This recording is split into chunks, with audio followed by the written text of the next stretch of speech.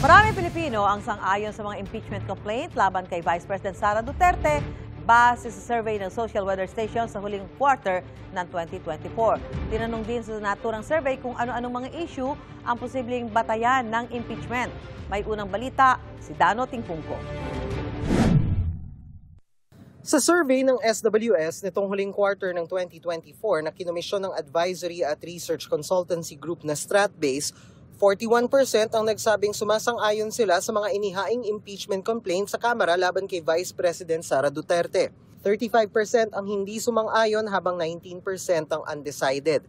Kung hihimayin ang naturang impeachment ay pinakasuportado ng mga nasa Balance Luzon, kung saan 50% ang sumang-ayon, sinundan ng National Capital Region, Visayas at Mindanao.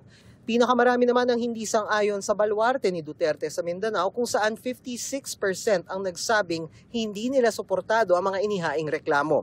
Sa ngayon, 3 impeachment complaint na ang inihain laban kay VP Duterte at may inihahanda pa umanong ika-4 na reklamo. Tinanong din ng mga respondent kung ano ang maaaring maging basehan para ma-impeach ang vice-presidente.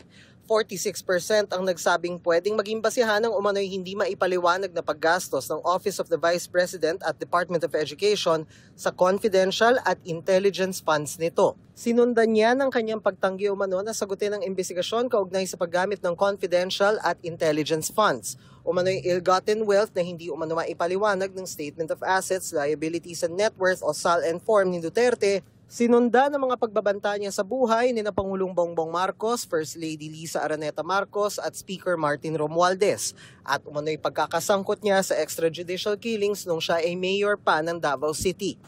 Isinagawa ang survey nitong December 12 hanggang 18, 2024 sa 2,160 respondents at may margin of error na plus or minus 2%. Hinihingan pa namin ang reaksyon ng bise kaugnay sa naturang survey.